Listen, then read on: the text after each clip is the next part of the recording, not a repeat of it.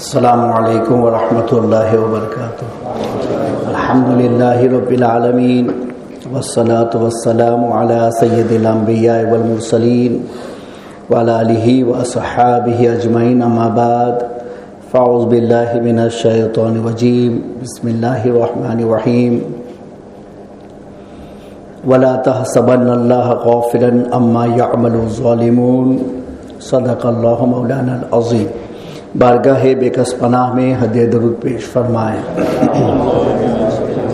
اللہم صلی علی سیدنا مولانا محمد وبارک وسلم، صلاۃ و سلاما علیک یا رسول اللہ صلی اللہ تعالی علیہ وسلم۔ بلا قول صلاۃ تسلیم کے پیارے دیوانوں، قرآن پاک میں اللہ تعالی نے ارشاد فرمایا، وَلَا تَحْسَبَنَّ اللَّهَ غَافِلًا عَمَّا يَعْمَلُ الظَّالِمُونَ، کہ ظالم لوگ جو ظلم کرتے ہیں ان سے اللہ کو ہرگز غافل نہ سمجھو۔ کہ یہ نہیں کہ دنیا میں کوئی آدمی ظلم کرتا ہے اور وہ ظلم کرنے میں آگے نکل جاتا ہے، کامیاب ہو جاتا ہے، تو وہ سب دنیا کی کامیابی ہو سکتا ہے۔ جیسے کوئی آدمی ظلم کر کے آگے نکل جائے تو لوگ کہتے آگے نکل گیا، تو وہ دنیا کے اعتبار سے آگے نکل گیا، اسلام میں تو وہ گر گیا، اس لیے کہ اس نے ظلم کیا، تو ظاہر سی بات ہے اسلام کی نظر میں گر گیا، قانون کی نظر میں گر گیا، اللہ و رسول کی نظر میں گر گیا، سچے مسلمانوں کی نظر میں گر گیا۔ تو جسے آپ آگے بول رہے تھے وہ آگے نہیں ہے، وہ اتنا پیچھے چلا گیا ہے کہ اب اس سے پیچھے کوئی نہیں رہ گیا ہے۔ تو مسلمان دنیا میں رہ کر کے دنیا والوں کے دماغ کو لے کر کے کچھ ایسا سمجھ بیٹھے ہیں کہ جس کی وجہ سے کامیابی اور ناکامی یہ خود ان کے دماغ سے نکل گئی کہ بھئی ہم یہی سمجھتے کہ دنیا میں کوئی پیسے میں آگے نکل گیا تو ہم سمجھتے یہ آدمی کامیاب ہو گیا، مگر اس کے پیچھے نہیں دیکھتے پیسہ کیسے بنایا، کیسے لایا، کہاں سے لایا۔ اگر وہ ظلم کے ذریعے سے لایا ہے تو آگے نہیں نکلا، وہ پیچھے چلا گیا۔ اگر وہ جھوٹ بول کے لایا ہے تو آگے نہیں نکلا، پیچھے چلا گیا۔ وہ لوگوں کو دھوکہ اور فریب دے کر کے لایا ہے تو آگے نہیں نکل گیا، وہ پیچھے چلا گیا ہے۔ اسلام کی نظر میں بھی، قانون کی نظر میں بھی، اللہ کی نظر میں بھی، رسول اللہ کی نظر میں بھی، اور تمام دنیا کے اچھے مسلمانوں کی نظر میں بھی وہ کہاں گیا؟ وہ پیچھے چلا گیا۔ مگر ہم لوگ سمجھتے کہ وہ فلاں بہت مالدار ہو گیا ہے، مگر یہ غور نہیں کرتے ہیں کہ اس مالداری کے پیچھے اس کا ریزن کیا ہے۔ اسلام ہمیشہ ہم لوگوں کو یہی بتاتا ہے کہ کامیابی اور ناکامی اس کو دنیاوی الفاظ پر محمول مت کرو۔ تم مسلمان ہو، تمہیں ہر کامیابی اور ناکامی کے پیچھے اسلامی ریزن کو سپورٹ بنانا چاہیے تاکہ تمہیں سمجھ میں آ جائے کہ واقعتاً وہ کامیابی ہے یا ناکامی ہے۔ تو اس طرح سے تمام چیزوں میں دیکھ لو کہ کہیں بھی کوئی آدمی دنیا میں آگے نکل گیا تو اس کے پیچھے ہم ریزن معلوم کریں گے کہ کس ریزن سے آگے نکلا۔ اگر وہ ریزن اسلام کے فیور میں ہے، اسلام کے قانون کے دائرے میں ہے، تو ہم اللہ کا شکر ادا کریں گے کہ اللہ تعالیٰ نے فضل فرمایا کہ اس کو آگے کیا۔ اور اگر اس آدمی کے آگے نکلنے کا ریزن اگر وہ اسلامی قانون کے اعتبار سے غلط ہے، حرام ہے، ناجائز ہے، تو ہم اس کو یہ بھی نہیں بول سکتے ہیں کہ اس پر اللہ کا فضل ہے۔ اللہ کا فضل بولنا بھی ہمارے لیے گناہ اور باعث گرفت ہے۔ کیا آپ نے اللہ کا فضل کیسے بولا؟ کیا اللہ حرام میں فضل کرتا ہے؟ کیا اللہ گناہ میں فضل کرتا ہے؟ کیا اللہ ناجائز میں فضل کرتا ہے؟ نہیں، وہ سب چیزیں تو اس نے منع کر دی ہیں۔ تو پھر اللہ کے فضل، اس کی رحمت، اس کی مرضی کا تعلق جائز، مباح اور اسلام میں جو پرمیشبل ہے انہی کے ساتھ میں ہو سکتا ہے۔ کسی بھی ناجائز اور ممنوع اور ناپسند کے ساتھ میں اللہ کی مرضی اور اس کے فضل کا تعلق نہیں ہو سکتا۔ تو دنیا میں تو ہم لوگ یہ سب بولنے میں بھی نہیں گھبراتے۔ او فلاں آدمی بڑا مالدار ہو گیا، اللہ کا اس پہ بڑا فضل ہے۔ کہاں سے لایا؟ وہ 100 آدمی کو دھوکہ دیا اور ان سے پیسہ لیا اور پھر دیا ہی نہیں اور آگے نکل گیا. تو یہ اللہ کا فضل ہے یا اس کے اوپر اللہ کا عذاب ہے؟ یہ عذاب ہے.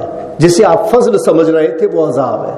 اگر آپ نے فضل بول دیا, بعد میں آپ کو پتا چلا کہ نہیں ہے, اس نے تو پیسے حرام, ناجائز, گناہ اور فریب کے ذریعے سے حاصل کیے, جبکہ آپ نے اس کو دیکھ کر کے بولا تھا کہ اللہ کا اس پہ فضل ہے, لیکن اب آپ کو پتا چلا تو آپ کو رجوع کرنا پڑے گا. میرے مولا, میں نے اس کی دولت دیکھ کر یہ کہا تھا کہ تیرا فضل ہے اس پر, مگر میں نے اس کا ریزن تلاشا تو سب حرام ہی ہے, ناجائز ہی ہے, فریب اور دھوکہ ہی ہے, تو میں نے اس کو فضل کہہ دیا, تو تیری مرضی اور تیرے فضل کو میں نے گناہ کے ساتھ ملایا تھا. میرے مولا, مجھ سے خود گناہ ہو گیا ہے, میں اپنے اس لفظ سے رجوع کرتا ہوں, توبہ کرتا ہوں کہ میں نے جو بول دیا وہ غلط.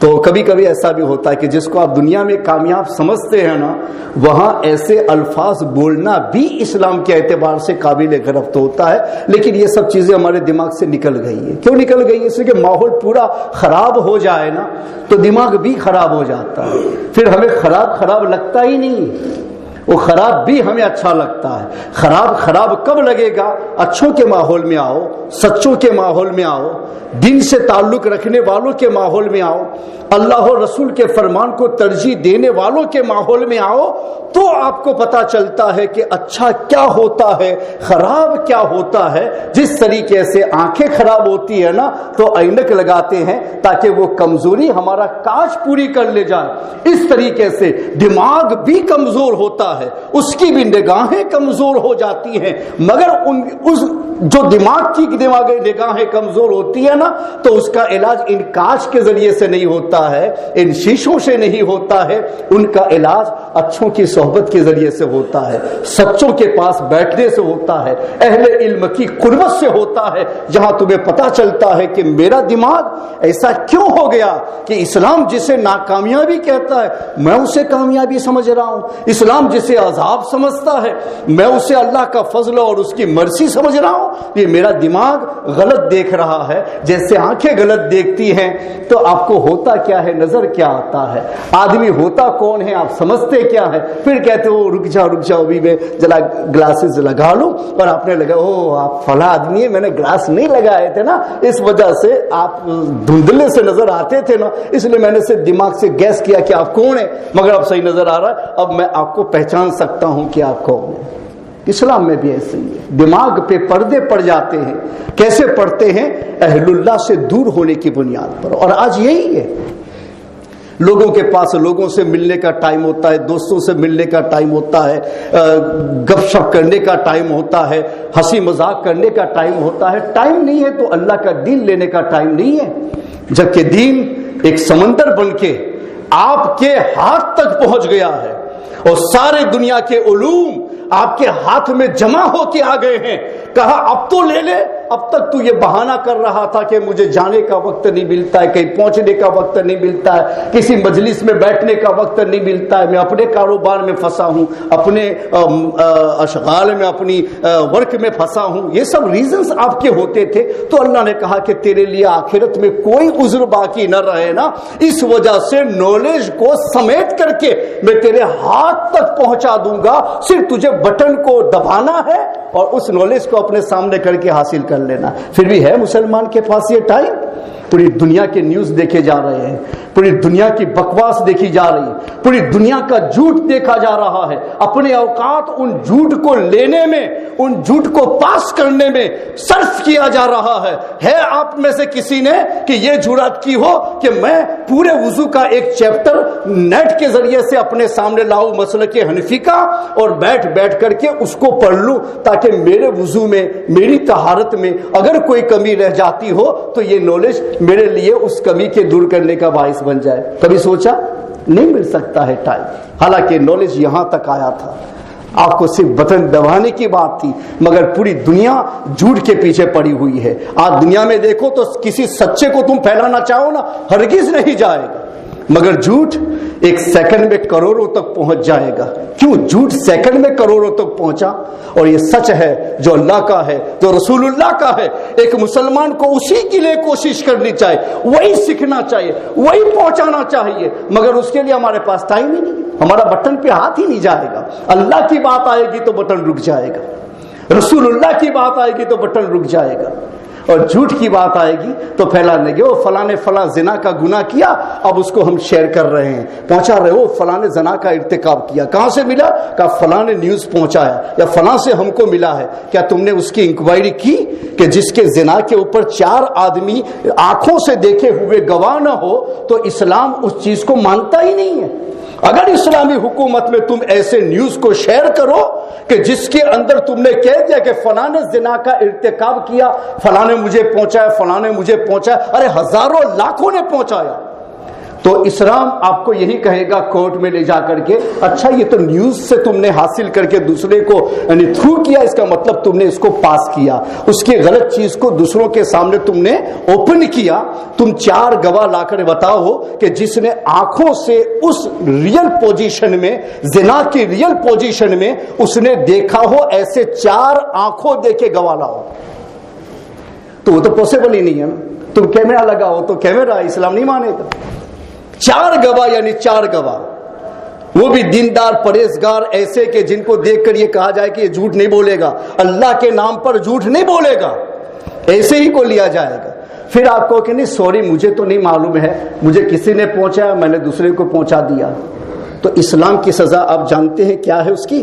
یہ تو دنیا میں ہے نا، دنیا میں اسلامی حکومت، یہاں اسلامی حکومت ہے ہی نہیں بھائی، پوری دنیا میں حکومت ہی نہیں، اسلام کی حکومت ہی نہیں ہے. حالانکہ پوری دنیا اللہ کی ہے، سب کچھ اللہ کا ہے، مگر حکومت میں کہیں بھی اللہ کی حکومت ہے ہی نہیں. اور ریئل میں اس کی ہے کہ وہی سب کا مالک ہے، مگر چلانے میں ہم کو جو سب کیا تھا کہ تم اندر آؤ اور اللہ کے قانون کے مطابق چلاؤ. آج دنیا میں کوئی اسلام کی حکومت ہے ہی نہیں، مسلمانوں کی ہے. مگر کیا کام کے کہ جب مسلمان کے نزدیک اللہ اور رسول ہی سیکنڈ نمبر پہ ہو، وہ خود آگے ہو، اللہ اور رسول پیچھے ہو، تو ایسے مسلمانوں سے تو نہ رہنا ہی بہتر ہوتا ہے.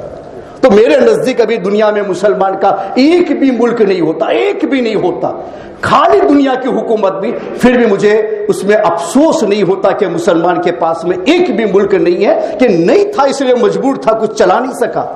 لیکن اللہ نے تمہیں کنٹرول دیا، تمہیں ملک دیا، اور اللہ کے نام سے اس ملک کے اوپر تم قابض ہو گئے، پھر بھی تم وہاں اپنا ہی قانون چلاتے ہو، اللہ اور رسول کا کوئی قانون تمہارے ملک میں نہیں آتا ہے. تو یہ مسلمان اور زیادہ ذلیل ہو گیا کہ اللہ کے نزدیک اب اسے جواب دینا بڑا مشکل ہو جائے گا کہ حکومت تیری تھی، کنٹرول تیرا تھا، رولنگ تیرا تھا، اس کے باوجود تو نے قرآن و حدیث کے احکام کو نافذ نہیں کیا، اور تو نے تو حکومت اپنے بنائے ہوئے احکام پر چلائی. تو تجھے یہ اجازت کس نے دی تھی کہ تو حکومت کرے اور اس کے بعد قانون تیرا چلائے؟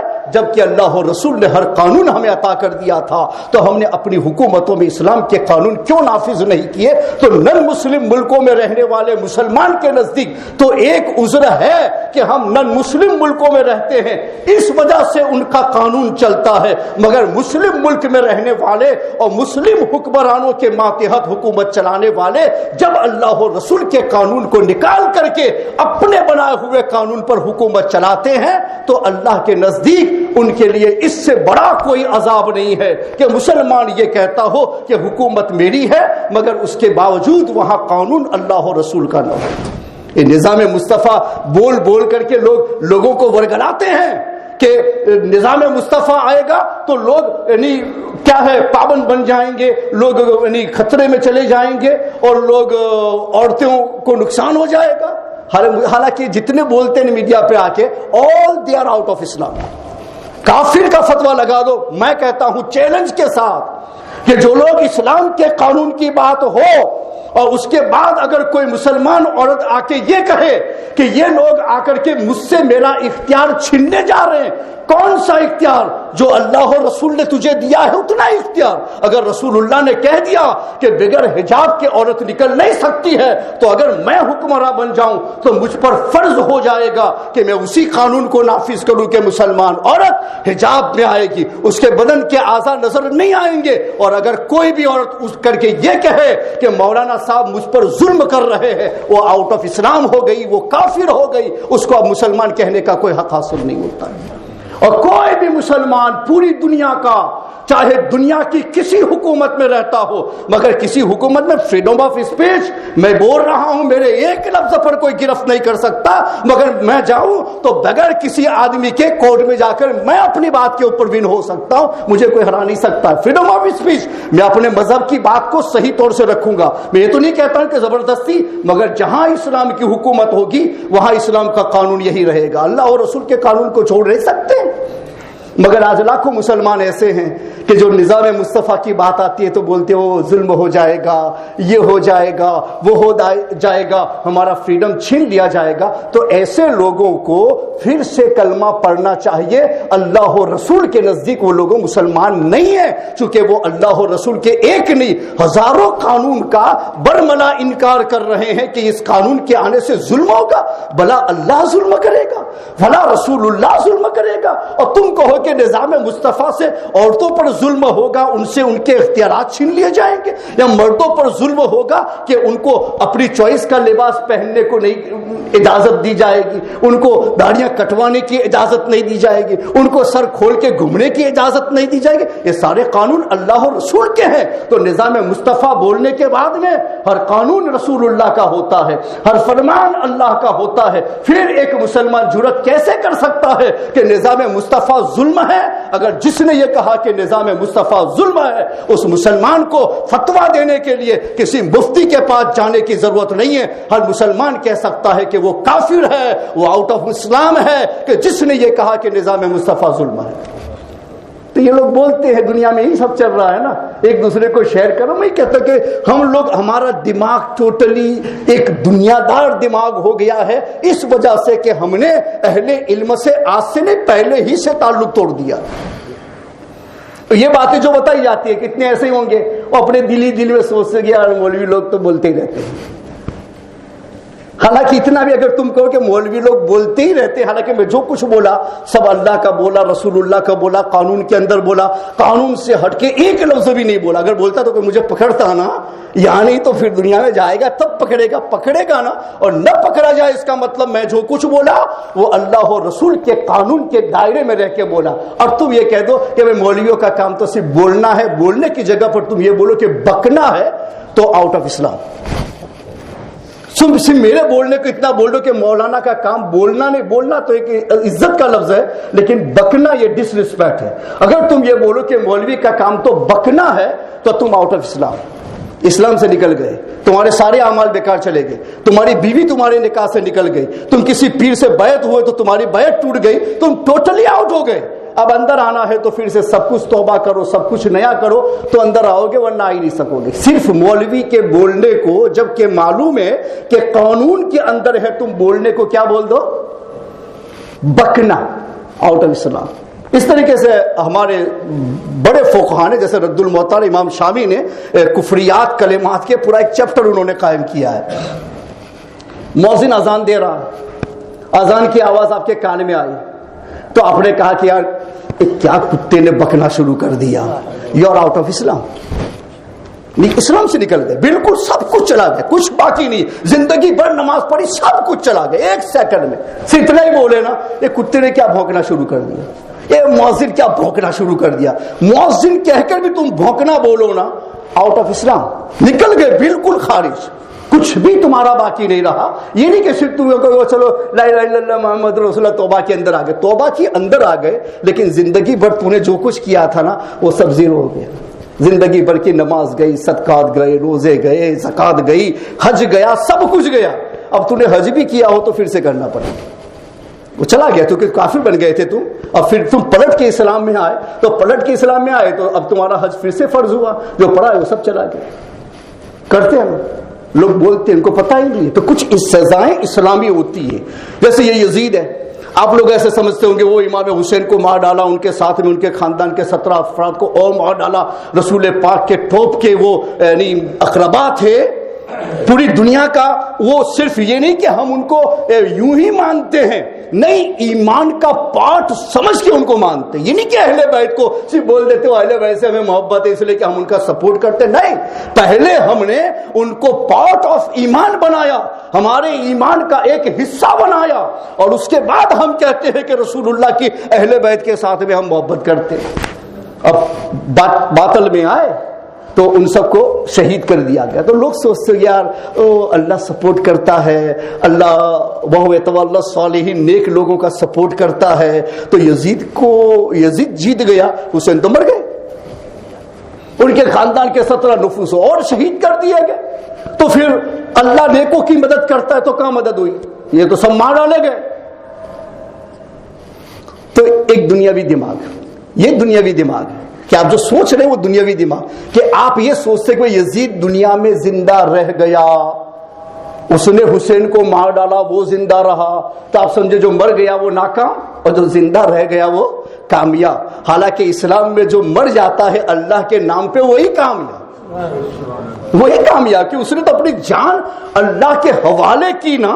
تو قرآن مجید فرقان حمید نے جو شہداء ہیں ان کی رسپیکٹ میں یہ فرمائے کہ جب جیسے وہ جو ساری آیتیں ہیں نا شہداء کے زندہ ہونے کی قرآن میں، وہ غزوہ بدر اور غزوہ احود کے شہداء کے بارے میں، کہ جب پہلی جنگ ہوئی مسلمانوں کی غزوہ بدر میں تو 14 مسلمان شہید ہوئے تھے، غزوہ احود کے اندر 70 مسلمان شہید ہو گئے تھے۔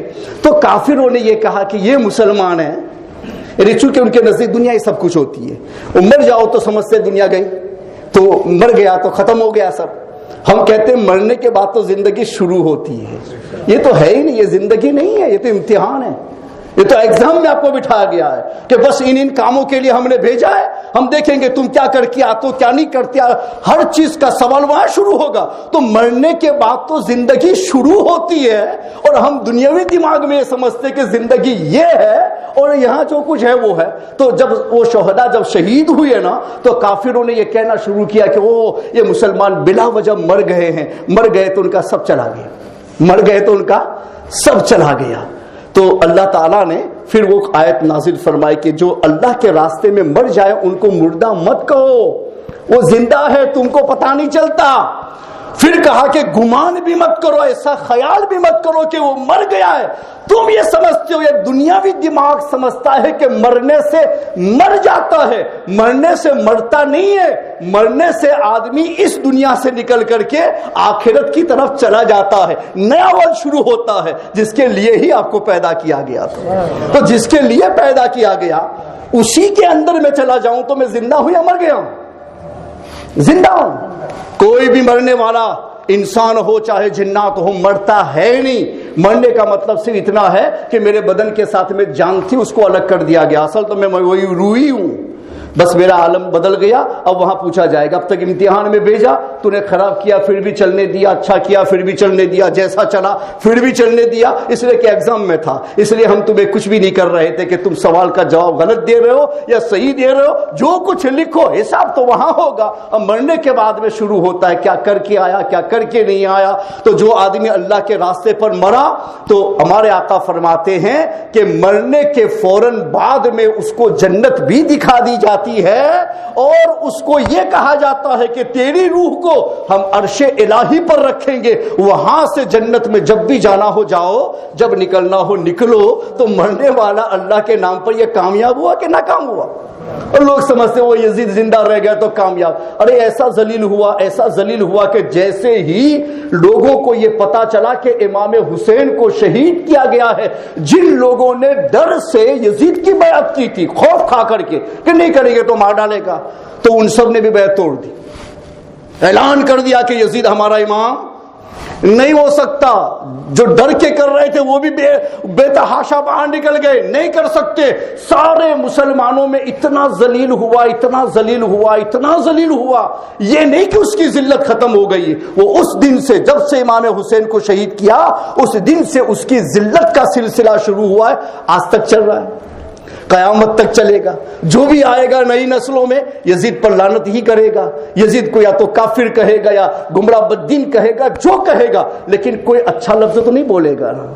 میں تو یہاں تک یہ بھروسہ کرتا ہوں کہ ایک مسلمان اگر گناہوں میں کتنا گیا گزرا ہو مگر وہ اس ایمان میں گیا گزرا کبھی نہیں ہو سکتا ہے کہ ہاتھ میں شراب کا جام بھی ہوگا, وہ گناہ بھی کر رہا ہوگا, مگر اس کے باوجود اگر اس سے پوچھا جائے کہ جس وقت تم شراب پینے جا رہے ہو ایک بہت بڑا گناہ کرنے جا رہے ہو, مگر مجھے یہ بتا کہ تیرے نزدیک حسین شہید ہے یا یزید صحیح ہے, تو وہ جواب یہی دے گا کہ حسین ہی صحیح ہے اور حسین ہی شہید ہے. یزید تو لعنت والا ہے, وہ خراب ہے, یہ ہے وہ ہے. کوئی بھی مسلمان چاہے اچھا ہو چاہے خراب ہو یزید کا سپورٹ نہیں کر سکتا ہے. تو اب کامیابی حسین کی جانب گئی ہے یزید کی جانب آئی, مگر دنیاوی دماغ وہ اللہ کے نزدیک بھی پرابلم میں چلا گیا کہ جس سے شہید کیا اور اللہ کے نزدیک بھی پرابلم میں, کہ ان سب کا نارمل لوگوں کے گناہ تو گناہ تک ہوتے ہیں, اور اہل بیت کو قتل کرنا بہت بڑا گناہ ہے کہ رسول اللہ کی آل کو قتل کیا تھا. یہ ذلت کم نہیں ہے, تو دنیا میں بھی ذلیل یزید کا نام رکھنے کو کوئی تیار نہیں ہے. اور ہمارے حسین کی عزت اتنی ہے کہ اس دنیا میں دیکھو تو لاکھوں نام مسلمانوں کے بچوں کے حسین اور حسن کے نام پر رکھے جاتے ہیں. ہے کوئی نام یزید کے نام پہ رکھے؟